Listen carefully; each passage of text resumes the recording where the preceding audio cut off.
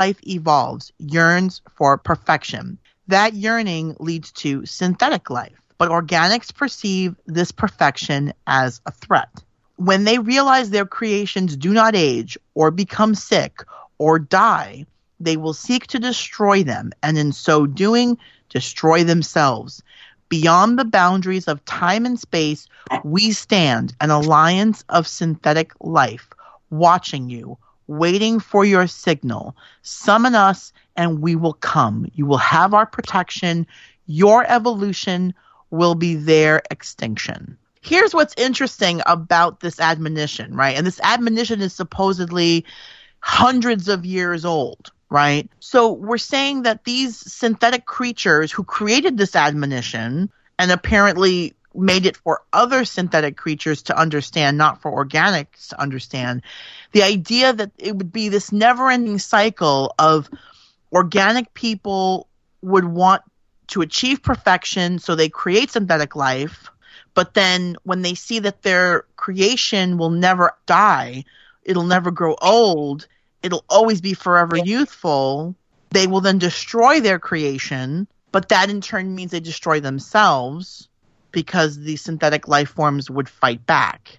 And so this group of synthetic life forms basically is saying, if you call us, we'll show up and we will help you. So this to me was very, very interesting of, does calling for this group of synthetic life forms to come and help them, does this make the synths on this planet bad? Does it make them evil if they seek to stop the organics from trying to eliminate synth life? Whose life is worth more?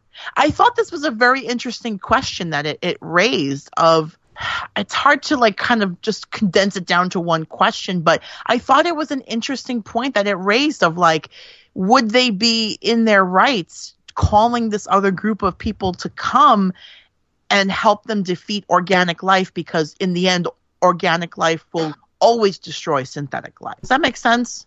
Or does that make it more confusing? No, that makes sense. That's kind of how everything is. I know that just did not come out right. It's, are they the bad guys? Are they the good guys? You can look either way to see, well, they're trying to protect themselves. So it makes them more gray, like real people are. You know what I mean? Like, instead of just like very, you walk up and you're like, oh, yep, they're bad. And so that makes it more interesting. So that's good. But it's kind of like the Romulans did with the whole Mars thing, because they knew that it was going to kill some of their people, but they did it anyway. To take away, because they knew it would probably take away from their evacuation and all that, but just because they wanted to save more people later. So like, the needs of many outweigh the needs of the few, or whatever, like that whole Star Trek inherent that, like that's one of the things that's kind of inherent in this. So that's kind of how I think these synths would be like, well, there's a lot of us, but there's not really that many of them. But who knows? They don't know how many would be here, would come and help them or whatever. But they're just trying to protect them. They would just be trying to protect themselves. So you could be from that standpoint and be like, yeah, it's not a problem. But then also, if they're going to actually kill everybody who's organic, then that is bad. I just sort of rambled on that. Did any No. What are your thoughts on this? It's like a serious escalation, isn't it? There is no... What we know from Picard is that Picard always goes for for the ambassador route. He always wants to sit down at the table and talk first, and this takes it to a place where sitting down at the table and talking isn't an option. And we've always been escalating towards the place where they're going to put him in a position where he can't be that person, whether it's because his problem with his brain, we'll call it his problem with his brain, won't let him, or because his position in Starfleet won't let him, he does what? Who is Picard if he doesn't have the option to sit down on the table and talk? This is the first time he's ever going to have really no option but to fight, really, because the option is going to be taken away from him to sit down and discuss. He has no power here. We've never seen Picard without power. Mm-hmm. I feel like there was some other point in time where we did just for like a second, but yeah, he likes to mediate things and he likes to talk it out. He'd rather do that before fighting it out. And yeah, you're totally right that it did sort of escalate quickly. It just reminds me of Anchorman because they have the crazy fight. It's like that escalated quickly. Yeah, that's kind of what happened. It's the continued problems with the pacing of this episode and where I want 2 more episodes, and like the last episode and this episode could probably have stood to be 2 episodes each. Yeah, I agree. I think that as we're coming to the end of the season, it's almost like there's this rush to finish up the season now. So it's like, just finish the season. And I'm like, nah, I don't know how I feel about this. I guess we'll have to wait and see if they stick the landing in the next episode. But I do think that we are going to, at least the way it seems to me now, they are going to leave a lot unanswered. I don't think they can answer every single thing. I think that there will be threads left hanging for season 2. I hope that at least the end of season 1 is satisfying enough. You know, I'll be left with this. I can't wait to watch season 2. I anticipate that it will be, but I don't know. These last 2 episodes have seemed a little off balance, and so I'm not. I don't know. It doesn't mean I hate the show. It just means I think 2 more episodes would have been perfect and given them a chance to kind of flush out this whole synth community a little bit more. Mm. Yeah. But, so yeah, that's the admonition that apparently is actually meant for synthetic minds, not organic minds, which is why it drives organic people crazy. So Agnes goes into Soong's lab. They're talking about Bruce. He says, Bruce spoke about you a lot. And he says to her, he's obviously upset of what she's done. He says, shame on you, Agnes. You know, that she extinguished a candle in the darkness, basically, that Bruce was like this, you know, this, and of course all life is precious, but like that he was like this precious life that she extinguished much too early. And she knows that what she's done is wrong. He does say that you owe a great debt, and he gives her the chance to repay it, and she's willing to do it. So then this is when he reveals that he has a golem. And that's another thing that I had heard that word before, but I couldn't remember in what context. So I looked up golem. Golem is a clay figure brought to life by magic in Jewish folklore. It can also mean an automaton or a robot. So this golem is basically an... You've also seen Lord of the Rings, mm-hmm. right? I'm kidding. Well, true.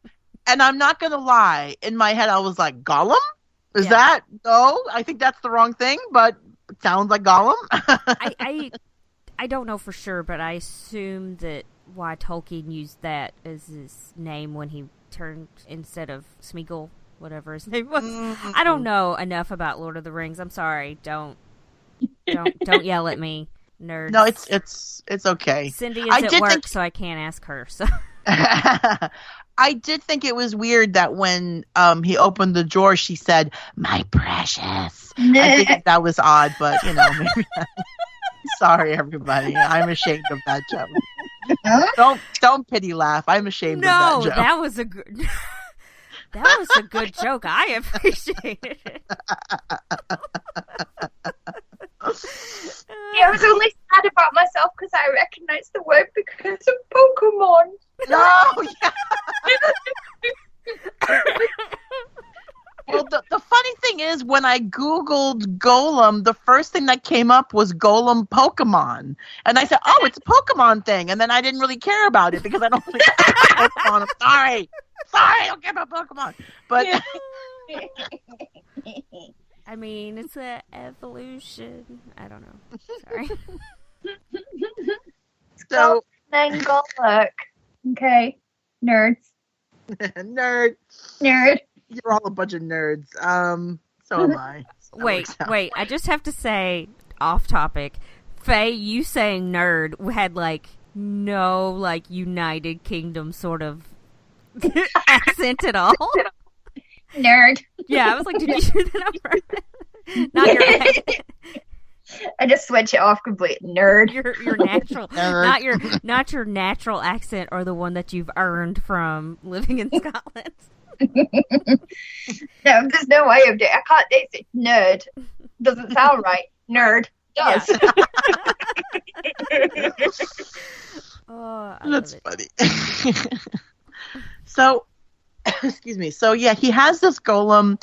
The idea is that he says he has a regained interest in mind transfer technology, and it's some urgency to it. So the implication being that this Dr. Soong is also perhaps coming to the end of his life for some reason.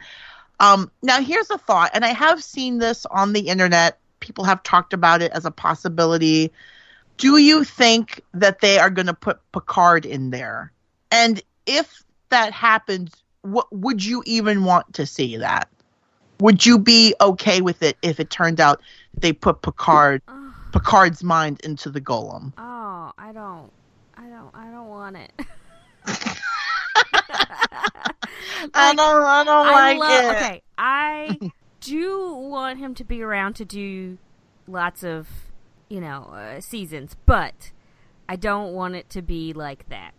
Does that make sense? I want it. Yes. Because then it would be like, oh, look, we can do 17 more seasons. No, it's going to get bad after that. Don't. Yeah, Faye? Yes, I think that's what's going to happen. Hello, MacGuffin. MacGuffin is my new favorite word, apart from no.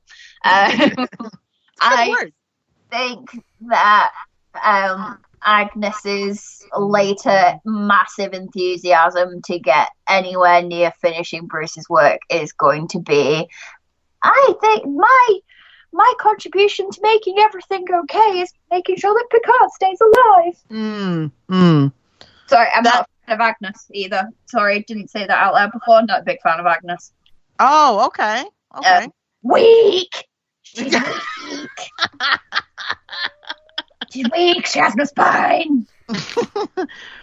Hey, she didn't just immediately leave with the so-called love of her life, even though she thinks that she wasn't, that she was weak then. She didn't have to. As we all should be now, to be fair. She stayed home. She stayed inside. She didn't spread the virus. She's great. However, when Adventure came a-knocking, she went, no, thanks. And then when Adventure came knocking for the second time, she went, murder, I can do that. Sorry, big fan. Fair enough. I think you're right. I think Agnes is super eager to try to fix her mistake here and finish Bruce's work and do something that she thinks is going to make everything okay. I think it's going to be a problem. I think it's going to create problems for everybody because as we see toward the end of the episode, Picard gets put under house arrest, but Agnes kind of talks her way into not being arrested. And of course, it's in Soong's best interest for her not to be arrested because he needs help to finish what he plans to do with his mind, put it into this basically empty shell. But I think you're right. I think Agnes is going to do some kind of a double cross here and try to put Picard's mind into the golem, which I personally am not a fan of either. I think the show is going to do that. I hope it doesn't, but I think it might do it. And not a fan of it. But I guess we'll have to see next week what happens.